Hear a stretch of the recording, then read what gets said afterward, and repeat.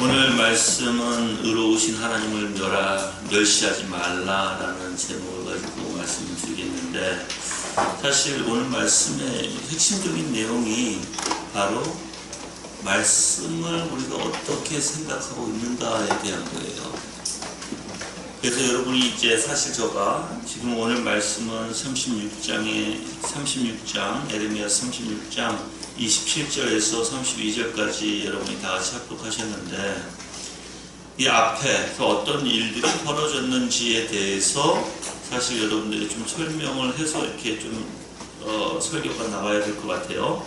그렇지 않으면 여러분들이 왜 이렇게 중요성, 즉 하나님의 말씀에 대한 중요성이 도대체 왜 무엇인가를 잘 알지 못하기 때문에, 그래서 사실 여러분들에게 비교를 좀 해드릴 텐데, 하나는 지금 여호와 김이 한 행동이고, 또 다른 하나는 바로 예수님께서 아버지의 말씀을 얼마나 귀히 생각했는지를, 거기에 대해서 여러분들에게 말씀을 좀 드리겠습니다. 먼저 우리가 11절서부터 그냥 들으세요. 36장 11절서부터 보시면 이제 고위 관료들이 이제 예언에 있는 그 두루마리를 이제 듣습니다. 그리고 그 작성 경위와 그 파악하게 되고, 그래서 그것을 어떻게 해야 될지에 대해서 논하게 되죠.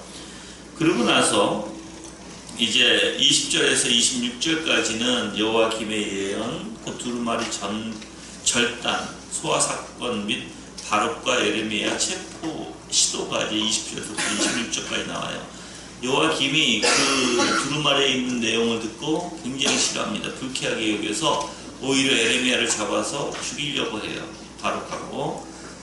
자, 그리고 나서 이제 오늘 본문인 27절에 이제 들어가게 되는데, 27절에서 31절까지는 이제 에레미야를 하나님께서 다시 재명령하십니다. 에레미야에게.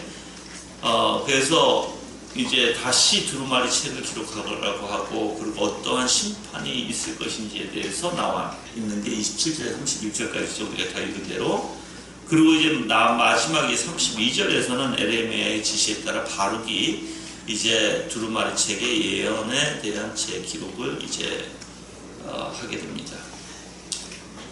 사실 지금 이 36장에서는 우리가 제가 여러분들에게 말씀을 드렸듯이, 여호와 김이 이제 왕인데 하나님의 말씀을 듣고 도대체 어떤 행동을 취했는가 여러분이 좀 보시면 되고, 뿐만 아니라 그 옆에 있던 신하들은 어떠한 행동을 취했는가,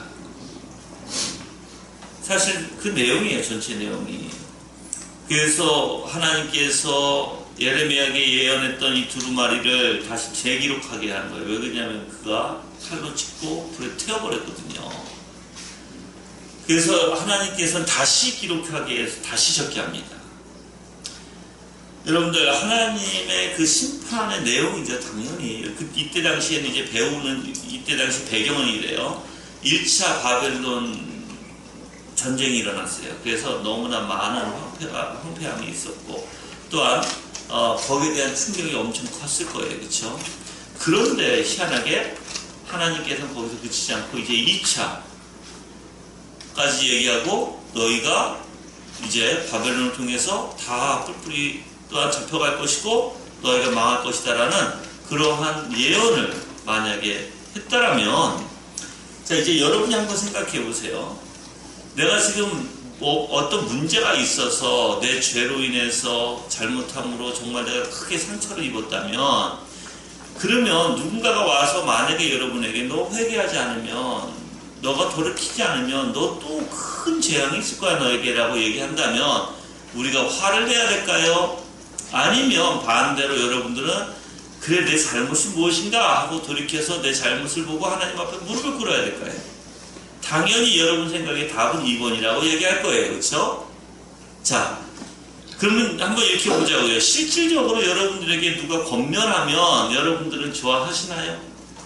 실질적으로 누가 권면하면 하나님의 섭리에, 하나님의 모든 섭리는 하나님의 주권적으로 다스리시고, 이 하나님의 주권적 섭리는요, 우리의 생각과 마음까지, 우리의 입술까지 하나님께서 뭐 하신다?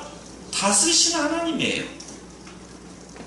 자, 그러면 어떤 사람이 분명히 나의 잘못에 대해서, 나에게 문제 있는 것에 대해서 말을 하고 권면을 할 때 과연 나는 어떠한 마음의 상태가 가지고 있는가. 그래서 이제 보통 우리가 로마서에 보면, 이제 지난 금요일날은 로마서 15장을 제가 설교를 했는데, 가장 여러분들 건강한 교회의 원리가 뭔지 아세요? 피차 서로 권면하는 교회예요. 제가 한국에 와서 느낀 것은 뭐냐면, 이상하게 교회가 권면을 안 해요. 또 권면을 듣고 싶어 하지도 않고. 그래서 어떤 목사님들이 이렇게 얘기합니다. 권면을 그러면 목회자들이나 장로들이 권면하는 것이지 무슨 일반 평신도가 권면하냐라고 얘기하는데, 성경은 그렇게 나와 있지 않아요. 히브리서에 한번 볼게요 여러분들. 히브리서 3장입니다.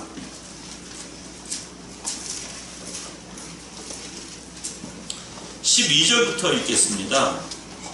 제가 개역 한글 가지고 읽겠습니다. 히브리서 3장 12절부터 형제들아, 너희가 삼가 혹 너희 중에 누가 믿지 아니하는 악심을 품고 살아계신 하나님에게서 떨어질까 염려할 것이요, 오직 오늘이라 일컫는 동안에 매일 피차 권면하여 너희 중에 누구든지 죄의 유혹으로 강팍해 됨을 면하라.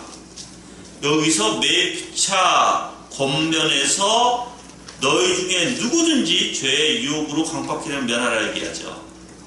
여기는 온 교회를 얘기하는 거예요. 직분자들만 얘기하는 게 아닙니다, 여러분들. 이 구절은. 그래서 건강한 교회, 성숙한 교회는 서로 피차 권면해야 돼요. 그러니까 예수님도 이렇게 얘기하셨죠. 권면의 원리를 얘기하셨어요. 너희 형제가 죄를 범하는 것을 보거든 이에요. 문제는 이제 정말 우리가 알아야 되는데, 그 사람이 정말 죄를 범하고 있는지 안 하고 있는지 알아야 되는데, 우리는 판단 가지고 알지 못하면서 그럴까 해서 저 사람의 어떤 말과 행동에 따라서 그냥 내 판단으로 이미 그들을 정죄하고 이미 그들에게 저럴 거야 하고 하는 원리 속에서 말을 한다면, 그거는 여러분이 하나님의 자리를 차지하고 있는 것이에요. 그렇게 권면하는 게 아니에요. 권면은 내 생각대로 하는 것도 아니에요. 권면은 오직 하나님의 말씀으로 하는 것이고, 권면하기 이전에 어떻게 해야 돼요? 나 또한 얼마나 하나님 앞에 부족한 존재인지를 알고 권면해야 되고, 정말 내가 저 형제의 영혼, 아름답게 저 형제와 자매의 영혼을, 그 생각을, 마음을 하나님 앞에 아름답게 드리고자 하는 그 중심에서 내가 권면하고 있는지 보셔야 돼요. 만약에 내가 권면을 하는데 내 자랑, 내 의를 가지고 권면한다면 여러분들 그건 올바른 게 아니겠죠. 자, 이제 물론 저 권면의 원리도 얘기해 드렸어요. 그럼 듣는 이견은 어떻게 해야 될까요? 마땅히 들어야 되는 거예요. 그게 성숙한 그리스도인이에요. 근데 오늘날에는 이상하게 부인과 남편이 제일 잘 알죠? 가정에서. 근데 부인과 남편이 서로 권면해도 듣지를 않아.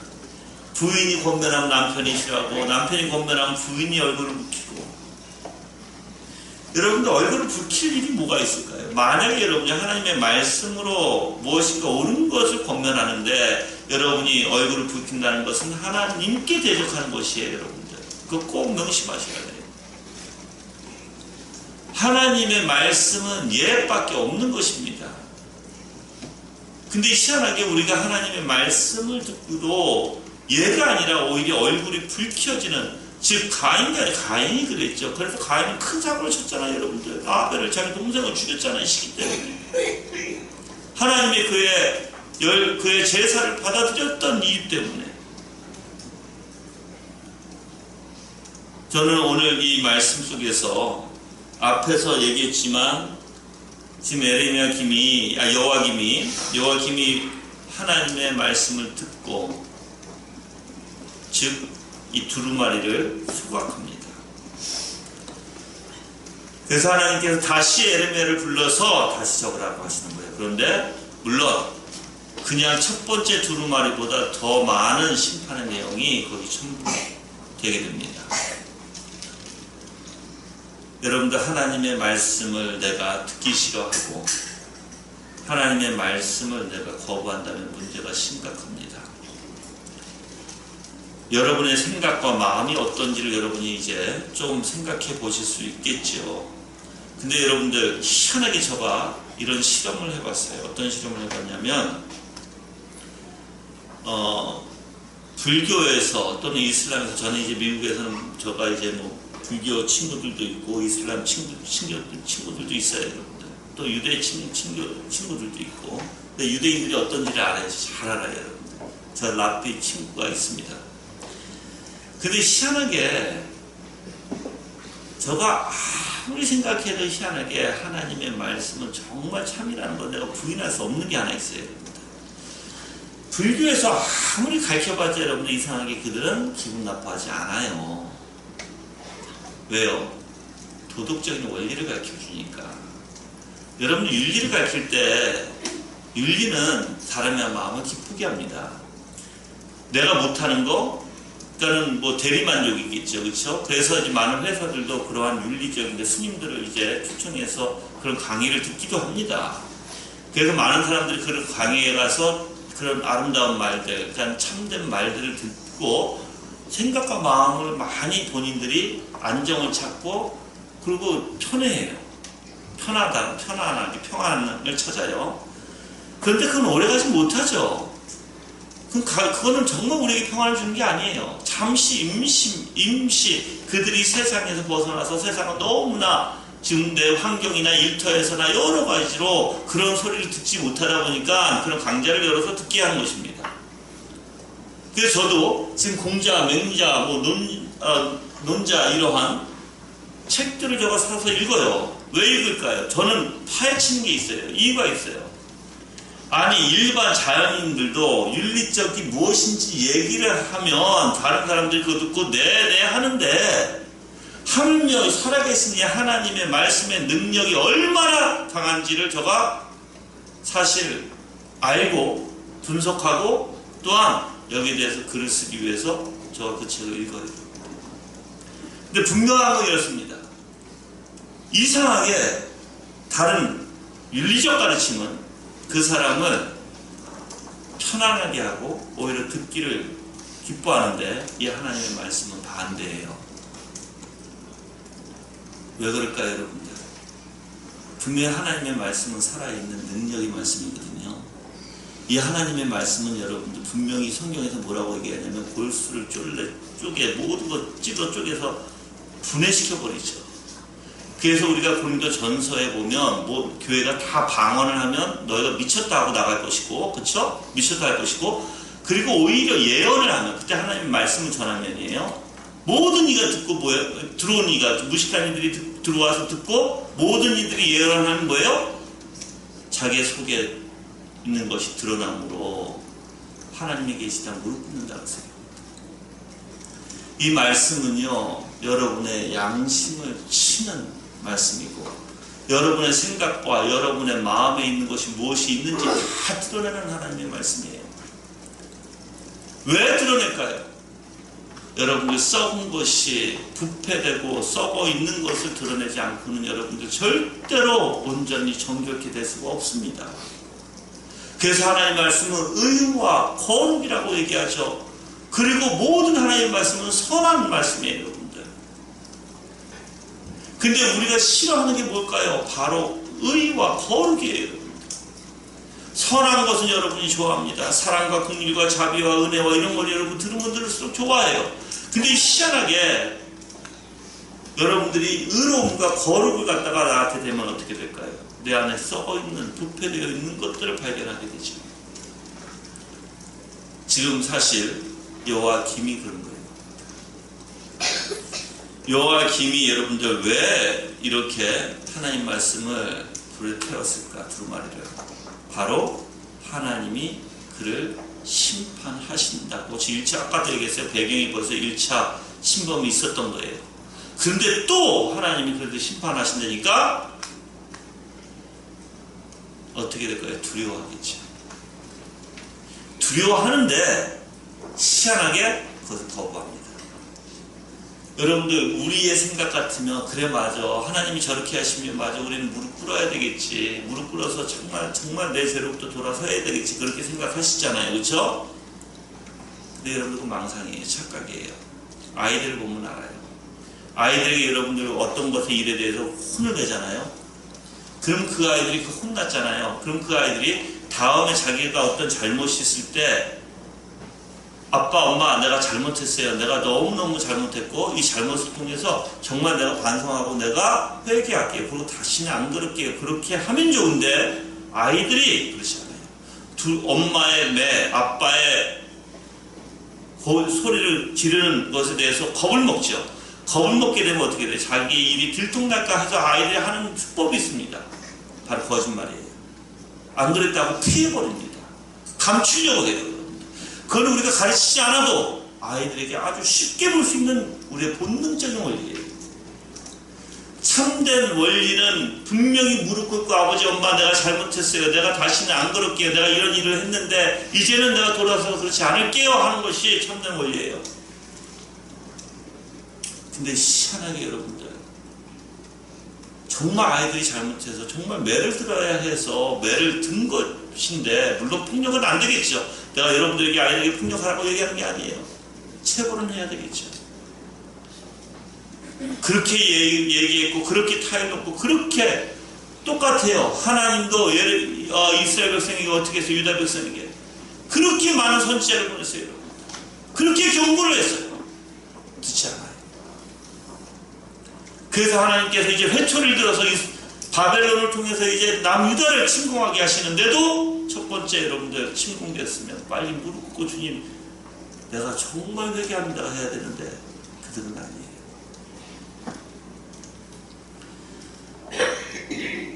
너무 어리석겠죠. 여러분이 생각해도 어리석을 거예요. 근데 희한하게 우리가 여러분들 볼게요. 내가 어떤 고통을 당할 것을 알고 내가 어떠한 굉장히 문제 속에서 어려움을 당할 것을 아는데, 근데 이 문제를 보통 보면 어른들도 마찬가지. 한번 이렇게 제가 예를 들어볼게요.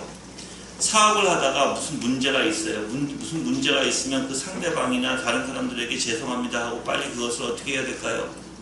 빨리 시정을 해야 되고 그걸 고쳐야 되고 그것을 잘못했다는 것을 알려줘서 피해자들께 없게 해야 되는데 그게 아니에요. 우리는 겁을 먼저 덜컥 먹어버려요. 이상하게 겁을 먹으면 어떻게 될까요? 모든 걸 감추려고 하는 거예요. 드러나는 게 싫은 거예요. 그래서 여러분들이 우리의 존재를 알아야 돼요. 우리의 존재는 이상하게 내 마음에 겁을 집어먹게 돼버리면, 그리고 내가 생각했던 것과 완전 다른 결과가 나오면 어떻게 될까요? 우리는 그게 싫어서 요아김같이, 이 왕같이 이제 하나님이 말씀하신 것조차도 그 내용을 싫어하는 거예요. 여러분, 이 책을 싫어하는 게 아니라 바로 이 안에 있는 내용, 하나님이 어떻게 그들을 심판하실지에 대한 내용을 요아김이 너무 싫어했던 거예요. 여러분은 어떻게 하고 계시나요? 정말 여러분이 두려움이 있을 때, 문제가 생겼을 때 여러분들은 어떤 행동을 취하시나요? 어떤 생각과 어떤 마음 속에서? 그래서 어떤 사람들은 너무나 잘못한 선택을 하죠. 근데 여러분들, 우리가 과연 내가 하나님 이 말씀 앞에 똑같이 만약에 이 하나님 말씀이 우리에게 전해지면, 그래서 내 양심에 있는 문제, 내 안에 있는 더러운 것들이 다 들춰나게 되고 내가 하는 행동이 다 잘못되어 있고, 그래서 내 방어기제 속에서 내 방식으로, 하나님 말씀의 뜻이 아닌 내 방식으로 우리 살아왔거든요. 그것이 다 드러나게 되면, 그래서 어렸을 때 여러분들 부모님이 때리면 어떻게 돼요? 두렵게 되면 숨게 돼요. 그게 우리가 내 자신을 방어기제를 치는 거거든요. 누가 안 가르쳐줘도. 만약에 여러분들 아이들이 거짓말을 했어요. 거짓말에 걸렸어요. 그럼 다음부터 거짓말 안 하는 게 올바른 원리잖아요. 근데 그 아이들은 어떻게 해요? 자기 방어기제에 거짓말에서 걸려서 혼났으니까 또 그럼 다른 방법을 취해서 다르게 거짓말하려고 해요. 그게 여러분 인간의 부패성이에요. 그건 어른 여러분은 없을 것 같지 않아요? 여러분들 다 있어요. 내가 무거운 거, 내가 힘든 거, 내가 무슨 어떤 어려움에 딱 처하면 내 방어기제가 바로 나와요. 어떻게? 여러분이 과연 여러분이 어떠한 존재인지를 알아야 돼요. 우리가 과연 하나님을 의지할까? 정말 하나님을 의지하는 존재들이면 어떻게 할까요? 내 방어 기제를 하지 않아요. 내가 스스로 그것을 내 마음대로, 내 뜻대로, 내 원리대로 하지는 않는다는 거예요. 주님 앞에 무릎 꿇고 주님, 나는 아무것도 못합니다. 내 주님, 내 생각은 무지하고 내 마음도 어둠 가운데 있고 내가 참된 빛을 바라보지 못하고 참된 길을 내가 알 수도 없고 주님, 나를 도와주소서. 내가 정말 참된 길을 알기 위해서 오직 예수 그리스도만을 내가 붙들기를 원합니다. 그래서 말씀을 붙드는 자다. 지금 답이 안 생길지라도, 아직까지 내가 어둠 가운데 답을 얻지 못할지라도 주님이 주실 때까지 주님만 붙드는 자다. 근데 이제 하나님 우리에게 약속해 주셨어요. 분명히 여러분들, 하나님과 관계를 갖는 자는 하나님을 알게 되어 있습니다. 하나님을 알다는 것은 여러분들 하나님의 뜻을 알게 되는 것입니다. 근데 많은 이들이 하나님의 뜻을 알려고 어떻게 할까요? 막 성경을 보죠. 근데 희한하게 뭘 모르면 절대 하나님을 볼 수 없다, 알 수 없다. 바로 하나님이 어떤 성향과 어떤 속성을 가지고 있는지 모르면 절대 하나님의 뜻을 알지 못합니다. 우리 인간들도 마찬가지예요. 여러분들이 사람하고 관계를 맺을 때, 특히 부인도 마찬가지, 남편도 부부관계도 마찬가지예요. 아이들과도 관계도 마찬가지고, 희한하게 우리는 특히 이제 부부관계를 잠깐 얘기하면, 내가 우리 남편이 어떠한지 알죠. 살다 보면 내가 우리 부인이 어떠한지 알죠. 그렇죠? 그래서 만약에 어떠한지 알면 우리 부인이 무엇을 좋아하고 우리 부인이 뭘 싫어하는지 알아요. 그리고 우리 부인이 그렇게 하는 뜻을 알게 돼요. 우리 아이들도 마찬가지거든요. 부모의 관계 속에서. 그렇다면 만약에 한번 이렇게 볼게요. 정말 여러분이 하나님의 뜻을 알려면 하나님은 어떤 분이신지를 알아야 돼요. 어떤 분이신지를 알지 않으면 관계를 맺어가면서 어떤 분이신지 알게 되죠. 그러면 이 관계를 맺어갈 때 어떻게 맺어가나요? 그냥 가만히 기도하면서 망상 속에서 내가 생각하고 명상을 통해서 내가 만들어낸 그 하나님과 관계를 한다요? 아니에요. 바로 이 말씀에 있는 하나님이에요.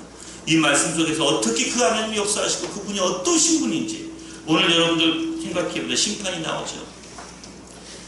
우리가 많은 사람들이 하나님이 공의 하나님인 것을 두려움으로만 여기고 있는데 여러분 뭔가 잘못된 것이에요. 지금 하나님께서 분명히 뭘 얘기하시나요? 에레미야를 통해서 바룩을 통해서 기록하게 하고 그거 가지고 와서 선포하게 하죠. 그러면 하나님께서 그들에게 아직까지 기회를 주고 계신 거거든요. 기회를 주시고 돌아오도록 하나님이 분명히 그들에게 많은 시간과 많은 말씀을 통해서 그들이 생각할 수 있는 충분한 시간을 주신 하나님, 그래서 오래 기다리신 하나님인데도 불구하고 사람들은 심판 얘기 들으면 어떻게 해요? 겁을 토먹어요. 여러분은 죄를 보면, 그래서 하나님의 말씀 속에서 분명히 너가 이렇게 죄를 지니까 하나님이 이렇게 진노하고 있다 하면 숨을 내는데 그게 아니라 겁부터 먹어버려요. 저는 여러분들이 성경의 온전한 말씀, 이 성경의 하나님의 말씀은 여러분들 하나님은 죽이려고 하시는 하나님이 아니에요. 여러분이 잘못 생각하지 마세요. 개혁주의, 청교도주의 하시는 분들 특히 생각이 뭐라고 되냐면 죄를 지으면 하나님이 죽이셔, 하나님이 심판하셔. 네, 돌이키지 않으면이에요, 여러분들. 그러면 그 심판을 하실 때까지, 죽이시기 전까지는 어떻게 돼요? 하나님이 기다려주시는 거거든요. 그럼 여러분이 그 소리를 듣고 하나님이 왜 그러한 경고를 주셨는지, 우리에게 이렇게 하나님이 무서운 하나님으로 때로는 나타내 주시는지, 바로 돌아오라고 하신 거거든요. 돌아오라고. 그래서 사실 여러분들 공의는요, 우리를 정결케 만들고 우리를 거룩게 만드는 게 공의의 원리예요, 여러분들. 근데 공의가 없으면 하나님 앞에 쓸 수가 없어요. 죄인들은요, 공의 앞에 서면 어떻게 될까요? 무서워서 떨게 되어 있습니다. 두렵게 하게 되어 있어요, 여러분들. 그런데 그 공의를 걸쳐가지 않으면 십자가의 그 사랑을 우리가 볼 수가 없어요.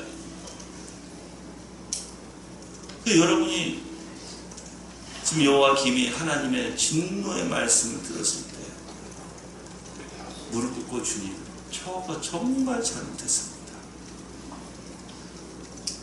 저는 여러분들 하나님이 어떤 분이시지 않냐면 아합이 여러분들 참된 회개를 하지 않았죠. 이스라엘 그 아합이 우리가 아주 그 악한 여왕 이세벨도 있었고, 뿐만 아니라 이제 북이스라엘 왕으로서 아주 악한 일을 했어요. 근데 이 아합이 인생에 한번 자기의 잘못을 돌아보고 마음이 겸비해진 때가 있었습니다. 그래서 그 아합이 참된 회개는 하지만 그 겸비 속에서 하나님을 부르짖게 돼요. 그럴 때 여러분들 하나님은 어떻게 하셨는지 아세요? 그렇게 악한 아합이라도 그 시대에 그 나라가 망하는 꼴을 보여주지 아니하시고 그 다음 세대까지 밀어주신 하나님. 물론 여러분들이 작정에 대한 하나님의 작정에 대해서 따지면 이미 하나님께서 그렇게 다 아합에 대해서 그렇게 겸비하게 만드셔서 그 모든 하나님의 놀라운 역사를 그 영광 가운데 드러내시기 위함이시죠. 근데 여러분이 하나님을 잘못 알면 이상하게 매일 진노만 하시는 하나님으로 내 죄를 지면 하나님 진노하세요. 그렇지만 여러분이 돌아설 수 있도록 충분히 시간을 주신 하나님이고 그 공의를 통해서 선포하게 하시고 그래서 돌아오게 하시는 하나님이심을 여러분이 안다면, 그래서 왜 성경이 구약에서 계속해서 하나님께 우리에게 경고시켜 주시는지, 왜 경고시켜 주실 것 같아요? 돌아오라고, 내가 너희와 같이 관계를 갖고 싶다고 하시는 거예요. 그 길로 가면 너는 죽는다. 여러분들. 그러니까 그 길로 가지 마라 하고 하나님께서 우리에게 보여주신 것이에요. 이미 선진들을 통해서 그들의 실수와 잘못과 그들의 죄를 보게 하시고 그 길로 가면 어떻게 될 것을 뻔히 보여주신 하나님. 그러니까 가지 마라고 보여주시는 거잖아요. 부모도 마찬가지예요. 여러분들. 부모가 자식에게 하지 마라. 너 그렇게 하면 정말 큰 코 다친다. 인생을 살아봤잖아요. 부모들은 왜 그렇게 얘기를 해야 자식들에게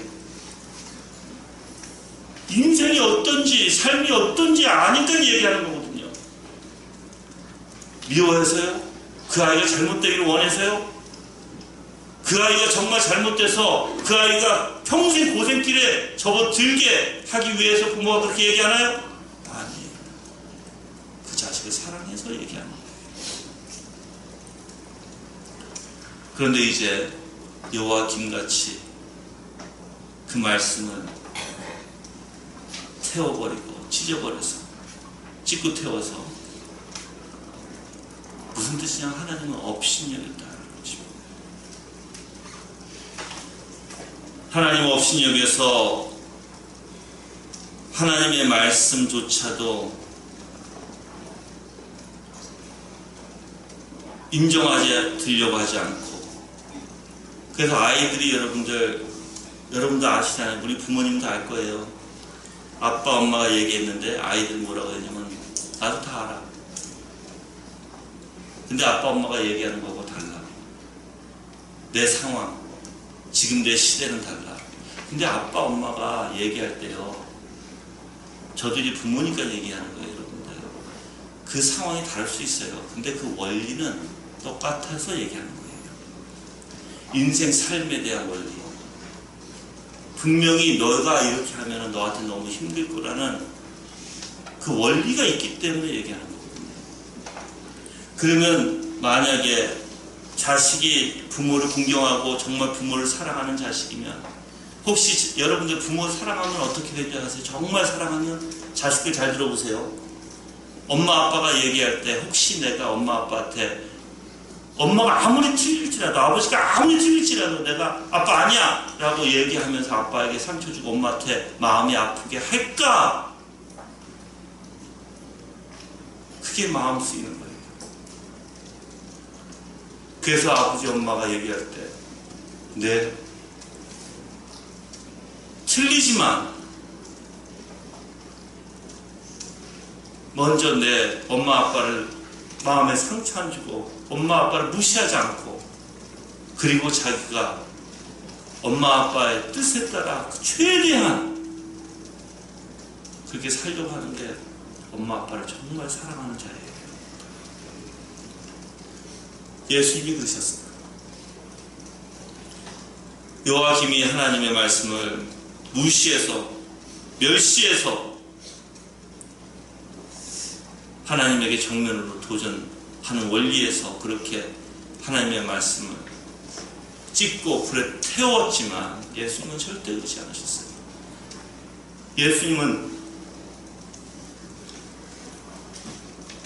그 아버지를 사랑했기에,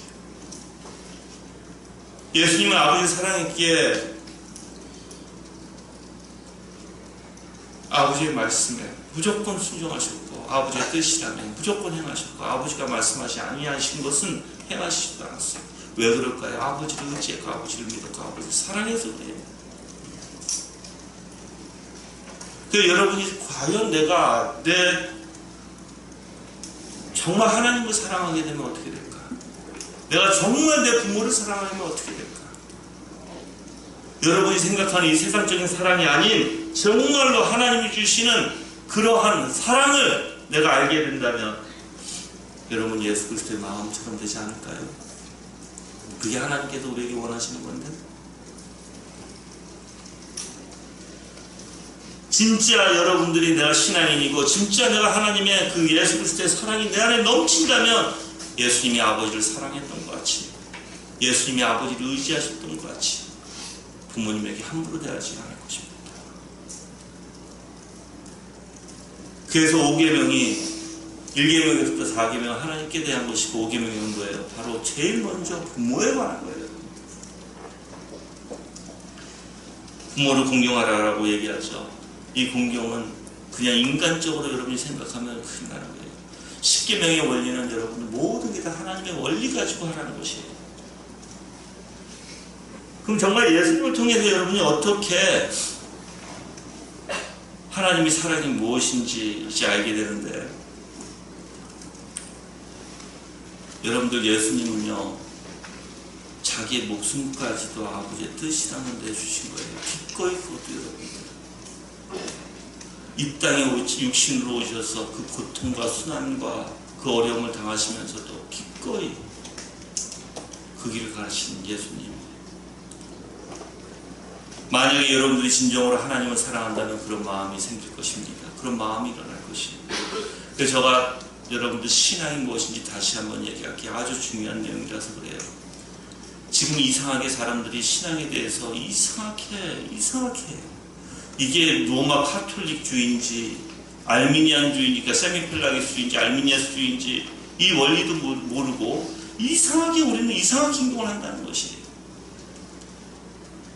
여러분들 모든 것이 답이, 내 인생의 모든 답이 바로 그리스도가 돼야 돼요. 아멘. 자, 그렇다면 한번 이렇게 얘기해 볼게요. 정말 여러분들 예수 그리스도를 통해서 모든 답을 얻고 계시나요? 우리는 말로는 예수 그리스도가 답이라고 얘기해요. 정말 그러나요? 정말 예수님이 그러한 능력이 있으시나요? 네, 당연히 있죠. 저가 왜 목사가 됐겠어요, 여러분들? 여러분이 왜 여기 앉아 계시겠어요? 예수 그리스도가 아니면 여러분도 이 자리에 있을 필요가 없겠죠. 저 또한 목사가 될 이유가 없었을 거예요, 여러분들. 근데 저가 아는 하나님, 성경에 나와 계신 이 하나님은요 능력의 하나님이세요. 십자가의 대속이 거짓이 아닙니다. 우리를 하나님의 자녀로 의롭게 만들어주신, 여겨주신 거짓이 아니에요. 그러면 여러분들이 진정으로 신앙이 무엇인가 보면 물론 아주 기본이 믿음, 사랑, 소망이 있죠. 근데 자, 여러분이 어떤 문제가 있을지라도요 인간의 생각과 인간의 방법은 다 내려놓고 한번 여러분이 예수 그리스도의 마음으로, 예수 그리스도의 생각으로 먼저 채워보세요. 그래서 여러분들 분명히 청교도들은 이렇게 얘기했죠. 하나님과 창조주 하나님, 부족주의 하나님, 요 두 하나님, 그러니까는 삼위일체 하나님 가운데 아버지 창조주의 하나님의 원리와 부족주 바로 아들의 원리를 여러분들 얘기를 했어요. 그 하나님, 아버지 창조주의 하나님과 내 자신을 비교하면 나는 피조물이라는 거예요. 나는 정말 어리석고 무지한 피조물. 이 피조물은 뭐 해야 돼요? 온전히 아버지의 영광만을 위해서 이 땅에 있는 존재들이에요, 여러분들. 그래서 창조주 하나님을 통해서 내 자신을 보면 나는 온전히 하나님의 영광을 위해서 이 땅에 있는 목적이고요. 구속주의 하나님 보면 은혜와 감사와 그 사랑이 얼마나 큰지를 알게 되는 거예요. 그래서 창조주의 하나님을 알면 내가 정말 피조물이라는 것을 인지하게 될 것이고, 구속주의 하나님을 알게 되면 내가 얼마나 큰 은혜를 받았는지 알게 된다는 것이, 그분 앞에 고개를 들 수가 없을 것입니다. 제가 이 내용 얘기한 것은 에드워즈가 얘기를 했고 존 오웬도 얘기했던 내용이에요. 물론 당연히 기독교 강요의 칼빈도 얘기합니다.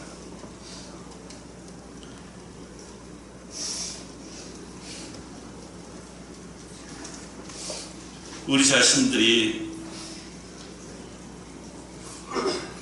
때로는 어떤 문제가 있을 때 그 진실에 대해서 직면하기가 너무 싫어해요. 그래서 우리는 다 내 방식의 방어 기제가 있어요. 어떤 사람들은 오히려 피하고, 어떤 사람들은 오히려 진실을 이야기하고 빨리 자기가 그것을 나한테 더욱더 해가 되지 않게 빨리 그것을 진실을 얘기해서 풀어버리는 사람들이 있어요. 그것도 또 다 자기 중심이죠. 하나님의 영광과는 상관없이 다 자기 위주로, 자기 잘된, 자기가 아프지 않으려고 다 하는 방어 기제들이거든요. 어떤 문제에 직면하게 되면 여러분들 정말 우리가 올바로 갈 수 있는 길은 오직 예수 그리스도라는 거예요. 하나님의 영광이 무엇인가, 내가 이걸 통해서 하나님께서 왜 이런 사건 속에서 정말 내가 하나님과의 관계가 어떻게 돼야 될까, 그 하나님의 위대하신 하나님의 뜻이 무엇일까, 여러분이 정말 생각해야 할 좀 있습니다. 그 신앙이라는 것은 내 더럽고 부패하고 썩어 있는 내 방식이 아닌 오직 예수 그리스도를 채워서 예수 그리스도를 마음.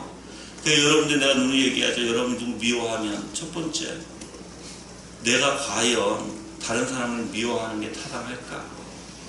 예수님께서는, 하나님을 비교했기에 창조주 하나님께서는 오히려 그 사람을 만들어서 창조하셔서 그 사람의 영광을, 그 사람을 통해서 하나님의 놀라운 영광을 드러내시길 원하시고 받으시길 원하시는데, 내가 무엇인데 그 하나님 만든 피조물에게 내가 그 피조물을 미워할 수 있을까? 하나님이 주권자신데, 이제 그러니까 구속주를 볼게요. 예수님은 그 자를 위해서 십자가에 오히려 살리시기 위해서 십자가에 돌아가시고 아름다운 하나님의 형상으로 다시 회복시켜 주시기 위해서 모든 고난과 수모를 당하시는데, 내가 무엇이 하는데 그 사람을 미워해요. 미워하는 건 그 사람을 죽이는 일인데, 살인의 일인데, 나는 그러면 예수님 그 사람을 살리려고 오는 희생을 다하시고 나는 그 사람을 죽이기 위해서, 이건 뭐가 앞뒤가 안 맞잖아요, 여러분. 내가 정말 그리스도를 사랑한다면. 그래서 창조주의 하나님, 구속주의 하나님의 원리 속에서 우리가 모든 죄를 발견해야 돼요. 근데 우리는 희한하게 창조주의 하나님, 구속주의 하나님 안에서 죄를 발견하는 게 아니라 그냥 내 안에서 죄를 발견하는 게 문제겠죠.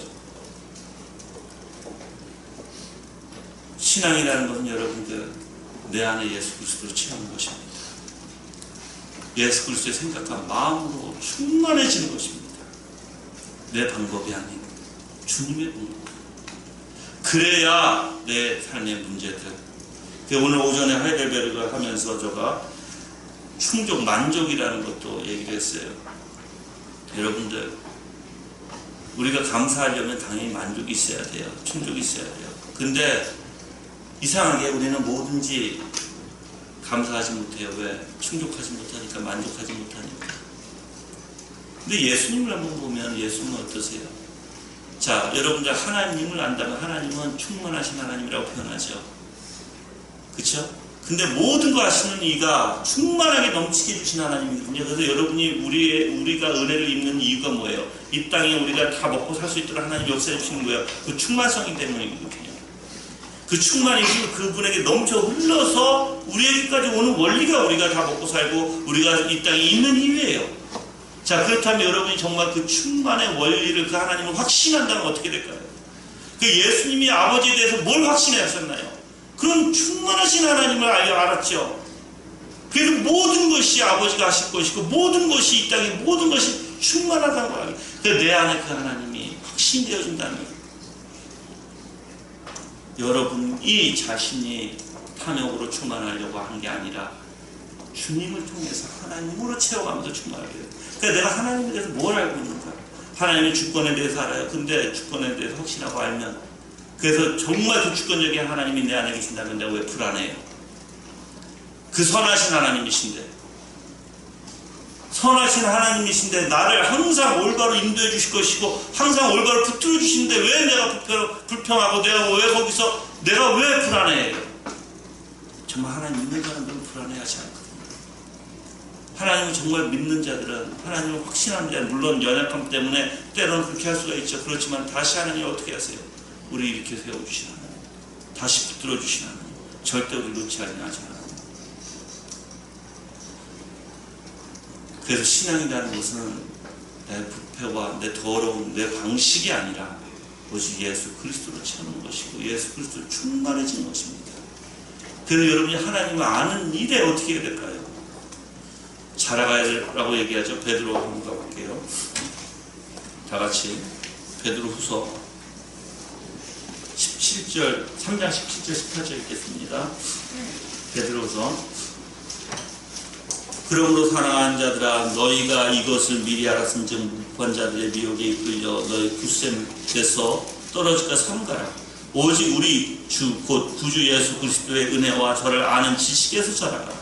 영광이 이제와 영원한 날까지 저에게 있을지어다. 아멘.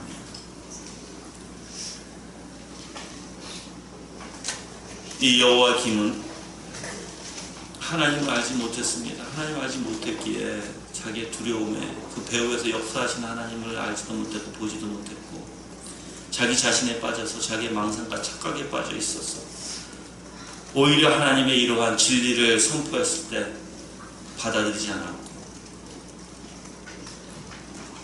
그래서 참 보면은 그것을 태운다고 해서 변화가 있을까요? 아니거든요, 여러분들. 여호와김 왕이 그래서 이렇게 1차 침공, 바벨론에게 1차 침공을 당한 상태였고, 이제 결국은 사실 이러한 다시 바벨론의 침공 예언을 듣는 것은 그 여호와김 왕에게 견디기 힘들 정도의 불쾌한 일이었을 것이다라고 보통 주석가들이 얘기합니다. 그래서 우리가 29절에 보시면, 29절을 볼게요. 에레미야서 36장 29절에 자, 이제 그 유다 왕 여호와김에게 이렇게 말하여라. 여호와가 이같이 말한다. 내가 이 두루마리를 불태우며 에레미야에게 말하기를. 누가 말하는 거예요? 불태우며 여호와김이죠. 그렇죠? 여호와김 왕이 말하기를 어찌하여 바벨로니아 왕이 반드시 이 땅을 멸하고 사람과 짐승을 이 땅에 사라지게 할 것이라고 여기에 기록했느냐고 하였다라고 얘기하죠. 여기서 멸하고 라는 단어와 또한 사라지게 할 것이라는 이 단어가 사실 자기 자신이 굉장히 불쾌하다는 것을 나타내는 단어라고 얘기합니다. 지금 어떻게 보면은 유다 왕국의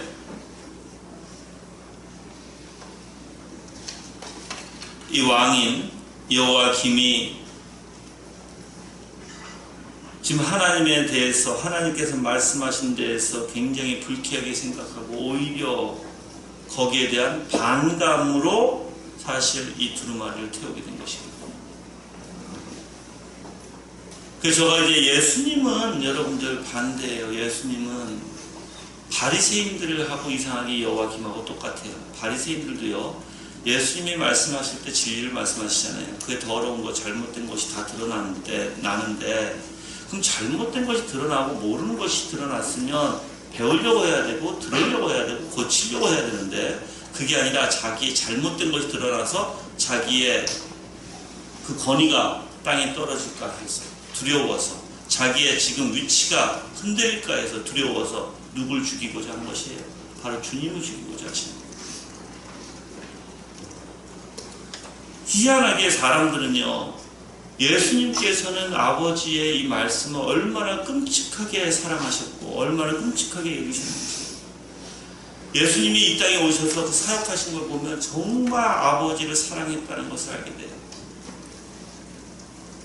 여러분이 당연히 예수님의 하나님의 진노와 또한 하나님의 우리가 받을 죄의 진노와 또한 우리가 받아야 할 형벌을 대신 아버지의 뜻 가운데 받으신 바로 예수님. 그 예수님의 마음 보면, 생각을 보면 전적으로 아버지에게 헌신과 충성과 온전히 아버지의 뜻을 이루고자 했던 정신이죠. 저는 여러분들이 그렇게 되기를 바라요. 그래서 여러분 다시 한번 재정리를 해보세요.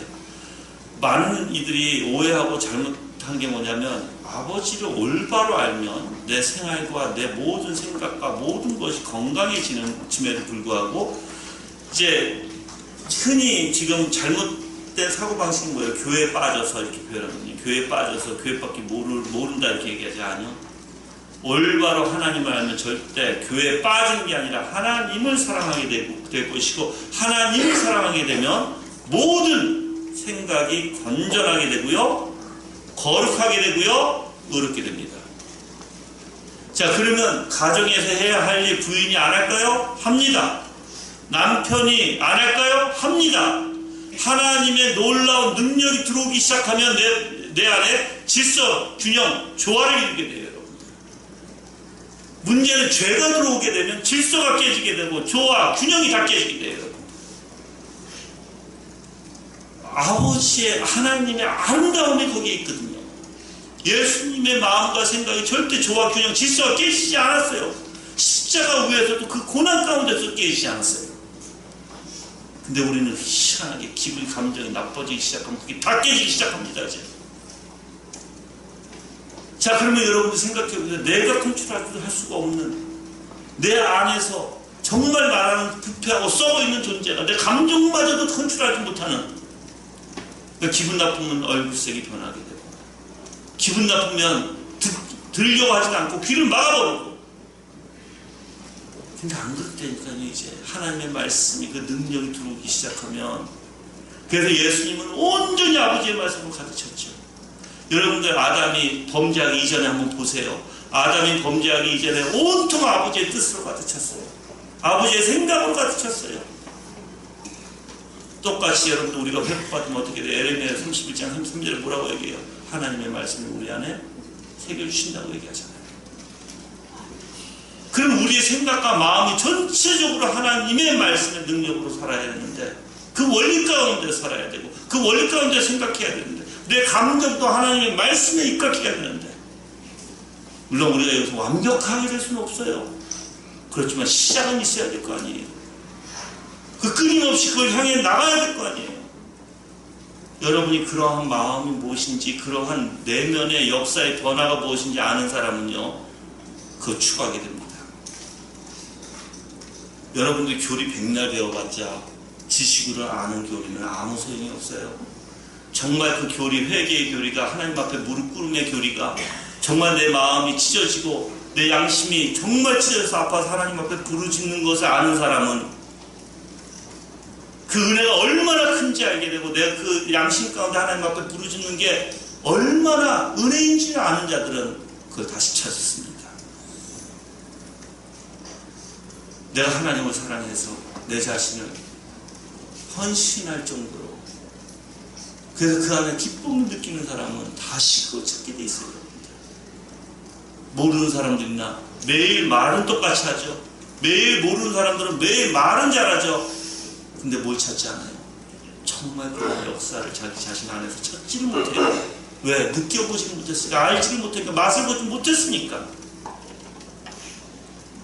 여러분들, 남편분들, 부인분들, 우리 아이들, 정말 우리 아이들, 정말 여러분들이 예수 그리스도의 체험받고 예수 그리스도의 마음과 그 사랑과 정말 예수 그리스도로 체험받으면요, 질서, 조화, 균형부터 이렇게 돼요. 그래서 그들의 생각이 올바라지게 되고요, 함부로 남편한테 하지 않고요, 남편 또한 부인에게 함부로 하지 않고요, 아이들도 부모님에게 함부로 하지 않는 것입니다. 누가 붙들고 있기에? 아버지의 말씀이, 그 능력이 붙들고 있기에. 그래서 성령님은 항상 하나님의 말씀과 같이 역사하시죠. 여러분이 말씀만이 아니에요. 그 안에 성령의 놀라운 능력으로 역사가 돼야 되는 것입니다. 우리는 때로는 그래서 내 의지가 우리는 배우죠. 이성적으로 배워요. 교리를 배웁니다. 근데 이상하게 하나님으로부터 예수 그리스도로부터 채우는 법을 모르다 보니까 내 의지밖에 하지 않아요. 내 의지로 하다가 조금 힘들면 지쳐버리고 또 안 하게 되고, 또 이제 하다가 보니까 또 힘이 없는 거예요. 능력이 없는 거예요. 왜요? 그리스도로 채우지 않기에. 그래서 제가 요즘에도 느끼는 게, 여러분들, 저 간혹 가다가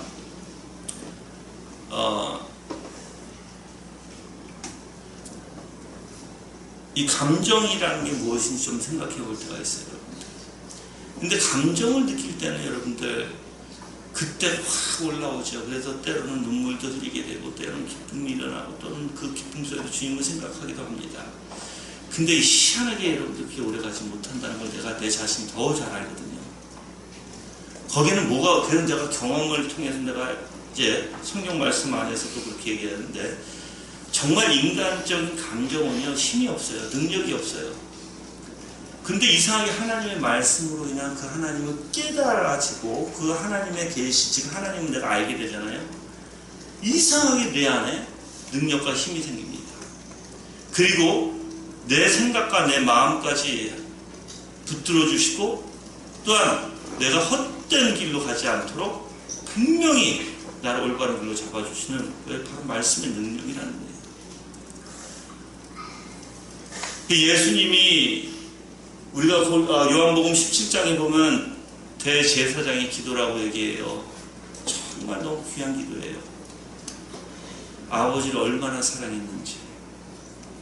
그리고 예수님의 말씀 가운데 종종 이렇게 얘기하셨죠. 아버지의 뜻이 아니면 내가 아무것도 하지 않는다고 얘기하십니다. 그 성령께서 오시면 자기가 말한 모든 걸 생각나게 하고, 그러니까 모든 것이 삼위일체 안에서 이루어지게 되어 있어요. 누구에게? 아버지의 뜻에.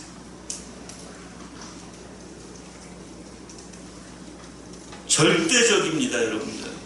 절대적이 돼야 돼요. 그럼 여러분이 예수 그리스도와 연합한 자, 접붙인 자들은 여러분 또한 어떻게 돼요? 예수 그리스도의 생각과 마음을 가져야 되잖아요.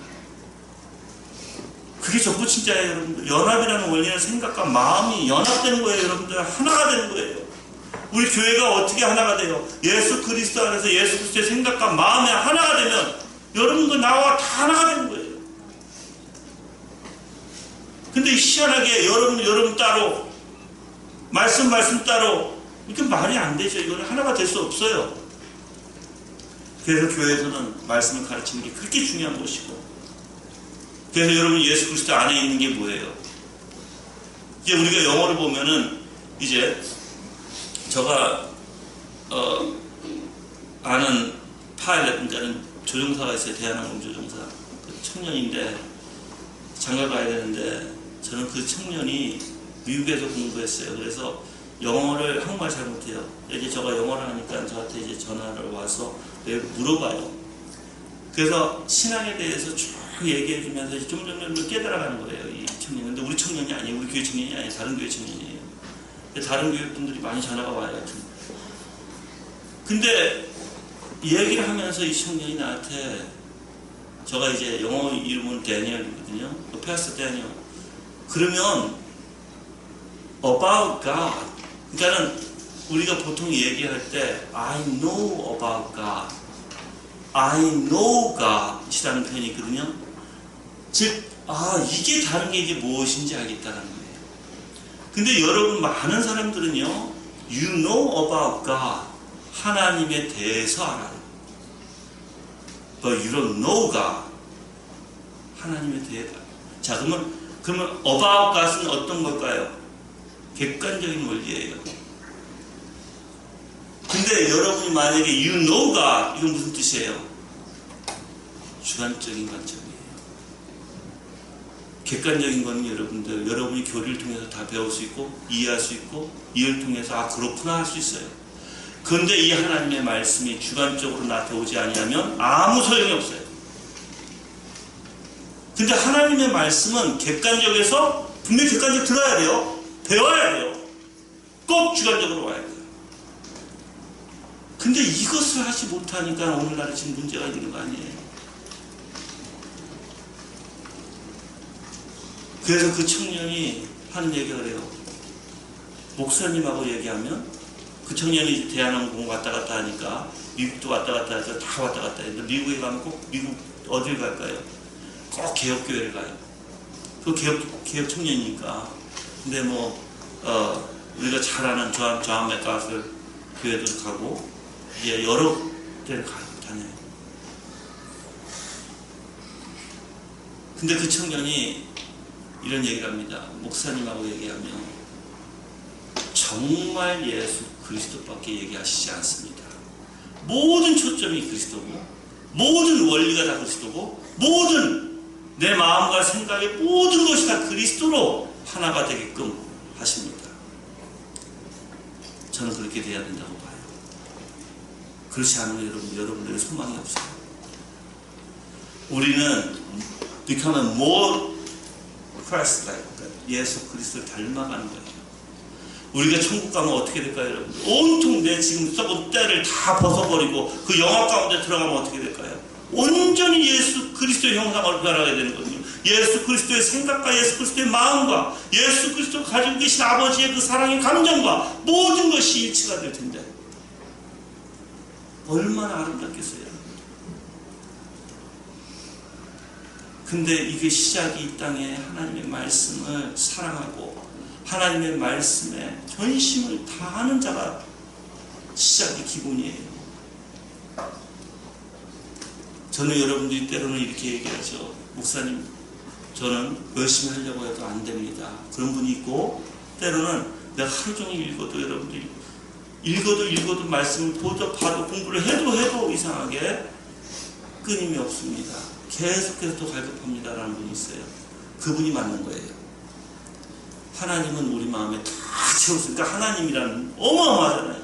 우리가 상상을 못하는, 그래서 청교도도 얘기했듯이 우주에 있는 모든 모래를 다 합해서 그 중에 내가 그 하나님 안다면 모래알 하나 정도도 모른다. 근데 그렇게 위대하신 하나님을 내가 알려고 하는데 어떻게 채우겠어요? 어떻게 만족이 있겠어요, 여러분? 그래서 하나님을 사랑하는 자는 절대 만족이 없다. 기도를 해도 만족이 없고 내가 하나님을 알아가도 만족이 없다. 더 채우려고 하지. 더 갈급하려고 하지.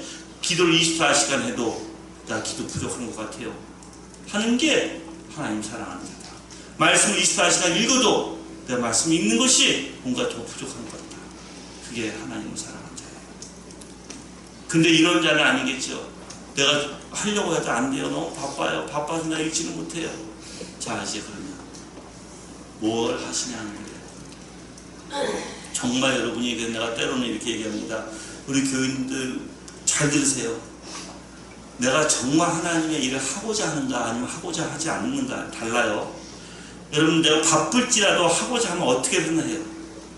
내가 바빠도 교회에 모임이 있어요. 그럼 어떻게든 그 모임에 나오려고 하면 그 일을 땡겨보고 이렇게 땡겨보고 어떻게든 해서 나오려고 하고, 만약에 못 나올지라도 전화를 걸든지 아니면 이미 나와서 잠깐 이야기를 할지라도 어떻게든 나오려고 한다는 거예요. 자, 그럼 여러분들 어떻게든 말씀을 읽으려고 하시나요? 이제 어떻게든 기도하시려고 하시나요? 그게 다른 거예요, 여러분들. 여러분의 내면의 중심이 다른 거예요. 중심이.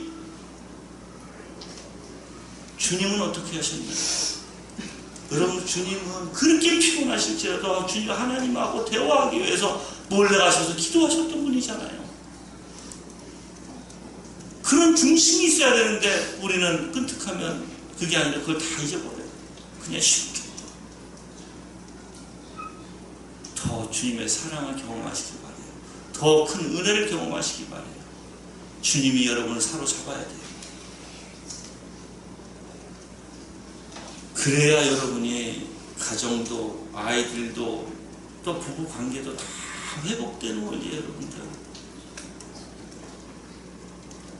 부부끼리 문제가 있는 분들 잘 들으세요. 정말 그 오래가면 좋지 않습니다. 성경에서는 절대 여러분들 오래 놔두라고 얘기하지 않죠. 어떻게든 푸세요.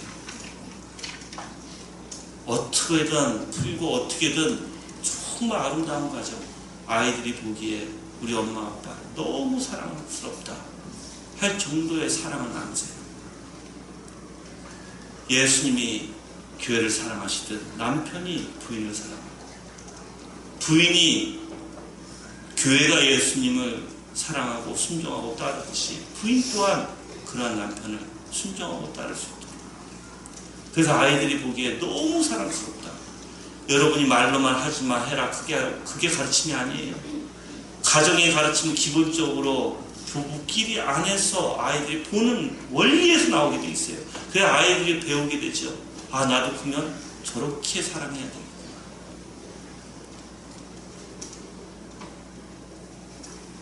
예수님이 아버지를 사랑하셨기에 그러한 자기 목숨까지도 드리는 사랑을 할 수가 있는 것입니다.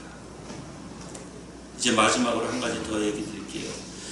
이 30절에서 다시 30절에서 읽어볼게요. 31절까지 2절. 그럼 이제 에레미야서 36장이에요.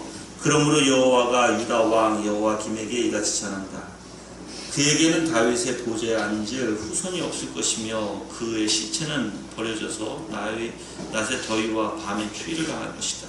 또 내가 그들의 죄악 때문에 그와 그의 자손과 그의 신하들을 벌할 것이며 내가 그들에게 선포하였으나 그들이 들으려 하지 않았던 그 모든 재앙을 그들과 예루살렘 주민과 유다 사람들에게 내릴 것이다. 여러분들 여기서는 가장 치욕적인 심판을 하나님이 주시죠. 지금 여기서 보면 시체는 버려져서 낮의 더위와 밤의 추위를 당할 것이다 라고 얘기하는데 요세푸스가 이렇게 얘기합니다. 이제 살해가 돼요. 여호와김이 살해가 되고, 그리고 3개월 후 이제 제3차 바벨론 침공 당시에 무덤이 도굴된다고 얘기해요. 파헤쳐진다고. 그래서 그 시체가 길거리에 버려지게 된다라고 얘기합니다. 요세푸스가 그 역사가죠. 그래서 사람이 죽은 후에 이 고대 근동 지방에서는 이렇게 매장되지 못하고 시체가 바깥에 그냥 버려져 있는 들짐승들에게 또는 공중에 새게 먹히는 것을 가장 치욕적인, 가문의 가장 치욕으로 여겼어요.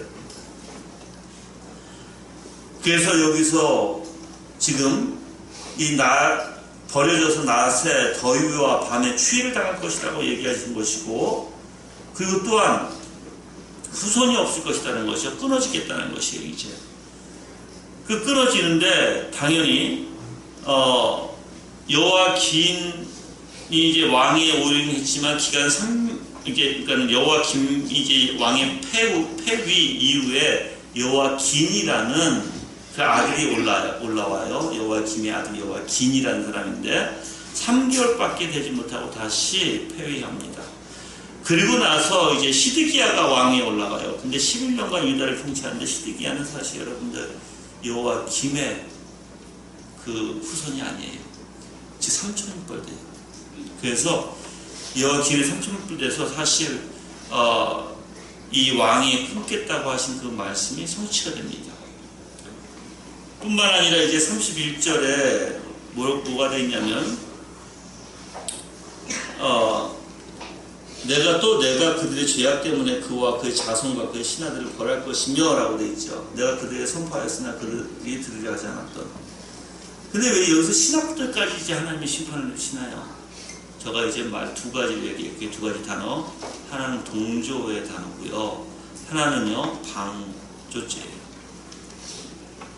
여러분들, 교회에서 죄를 범하는데 가만히 두면 하나님의 교회 가만두지 않습니다. 가정에서 자식들이 죄를 범하는데 부모가 가만두지 않으면 하나님이 그 가정 가만두지 않아요. 분명히 말을 해야 돼요.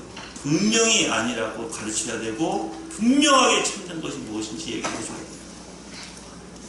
또는 방조죄. 여러분들, 왜 우리가 그럼 동조 또는 방조죄가 되나요? 여러분들 왕이, 신하가 왕이 있으면 하나님이 더 높아요? 왕이 더 높아요? 하나님이 더 높잖아요. 우리 생각이 당연히. 그렇죠? 그러면 왕의 그 권리도 누가 준 거예요? 하나님 주신 거잖아요. 그럼 왕이 잘못하면 얘기해야 돼, 안 해야 돼요? 해야 되죠. 그 정도의 담대함을 가지고 있어야 돼요. 여러분이 당장 목이 날아갈지라도 참된 진리의 말씀을 할 수 있는 담대함.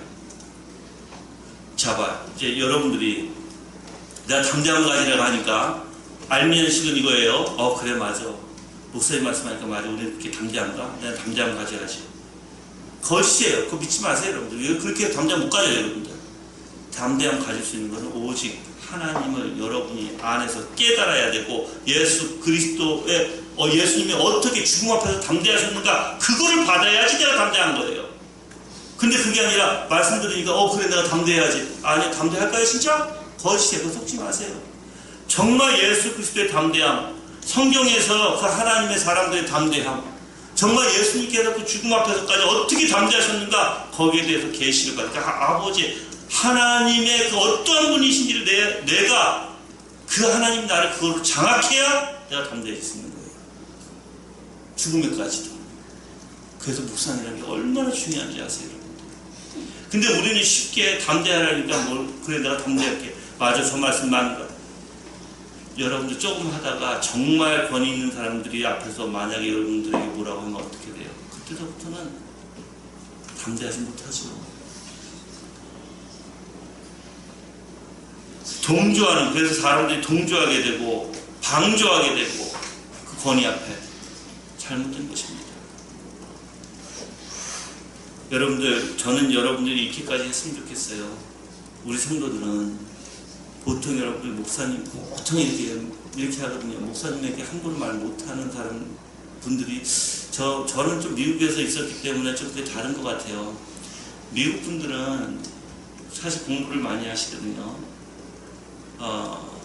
그게 뭐가 잘못이 되면 목사님하고 1대1로 만나던 이메일로 하던 해서 목사님에 대한 잘못에 어떤 일에 잘못에 대해서 같이 대화를 하고 나눠요. 근데 한국 성도님들은요, 그거 굉장히 부족해요. 근데 여러분들, 목사님하고 충분히 그런 대화를 나누는 걸 저는 원합니다, 여러분들에게. 왜냐면 그게 여러분의 건강한 신앙을 인도하는 것이에요. 목사가 여러분들 하나님을 믿지 않아요. 하나님 말씀 위에 목사가 있는 게 아니에요, 절대. 그러면 하나님의 말씀에 여러분이 확신이 있다면 그걸 가지고 목사하고 충분히 대화를 해야 돼요. 그래서 저는 여러분이 나와 충분히 대화할 수 있을 정도의 관계와, 또는 여러분들이 그러한 신학과 또한 그러한 공부를 충분히 했으면 좋겠다는 거예요. 왜 잘못하면 어떻게 될까요? 무식 가운데. 여러분들 방조할 때는요, 물론 알아서도 방조하지만 무시하면서도 방조하게 됩니다. 조심하셔야 돼요. 옳은 거 아니에요, 절대로. 둘 다 하나님 앞에 다 죄예요. 물론 여러분들이 월권을 행하지 말아야 되겠죠. 그래서 여러분이 충분히 목사님하고 여러분 단 한 번의 대화가 아니에요, 이거는. 충분히 목사가 어떠한 사고의 원리에서 그런 말을 했는가, 그런 가르침이 있었는가, 충분히 시간을 가지고 대화를 충분히 하라는 거예요.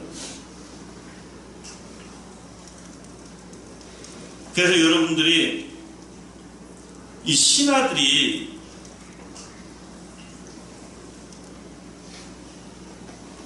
이 여호와김이 하는 행동에 대한 동조, 방조했기 때문에 이제 하나님께서 어떤 심판을 내요. 신하들을 벌할 것이면 내가 그들에게 선포하였으나 그들이 들으려 하지 않았던이라고 얘기해요. 그래서 그 모든 재앙을 그들과 예루살렘의 주민과 유다 사람에 내릴 것이다라고 얘기합니다. 자, 마지막으로 제가 질문 하나 하고 이제 끝낼게요. 여러분들 하나님의 말씀에 분명히 여러분의 문제가 있으면 그거를 돌이켜서 주님 앞에 무릎 꿇으려고 하시나요? 아니면 여기서 얘기했듯이 듣지 않고 아랑곳하지 않고 무시하고, 그래서 하나님에게 도전하시나요? 여러분들, 저는 이걸 보면서도 느끼는 게, 이럴지라도 하나님께서 어떻게 하세요? 다시 써라. 저는 그걸 보면서 참 하나님은 자비하시는 것이다. 그들을 바로 죽이시지 않는다. 우리 같으면 어떻게 돼요? 자식이 내 말 듣지 않으면 바로 거기서 어떻게 감정이 상해서 바로 소리를 야 하고 소리 지르죠. 또 왜 안 해? 하고 아빠들은 어떻게 돼요? 감정이 휩싸여서 아이들을 때릴 수도 있죠. 근데 하나님은 안 해요. 하나님은 오히려 다시 써라. 그리고 더 첨가해서 하나님의 심판을 내리십니다. 근데 뭐예요? 그동안 기회가 있잖아. 기회를 주신 하나님이시죠. 그 하나님이 얼마나 사람들에게 여러분들 불러주시고 돌아오게 하시고, 그래서 그들이 그 죄에 죽지 않도록 하나님이 얼마나 그들을 선지자를 통해서 불러주십니다. 그래서 여러분들이 정말 그 악한 길을 고집하지 마시고요. 듣게 되면 하나님의 말씀, 하나님께서 여러분들에게 무엇을 원하시는지 알고 돌이키는 그리스도인 되기를 바라요. 고집 부리지 마시기 바랍니다.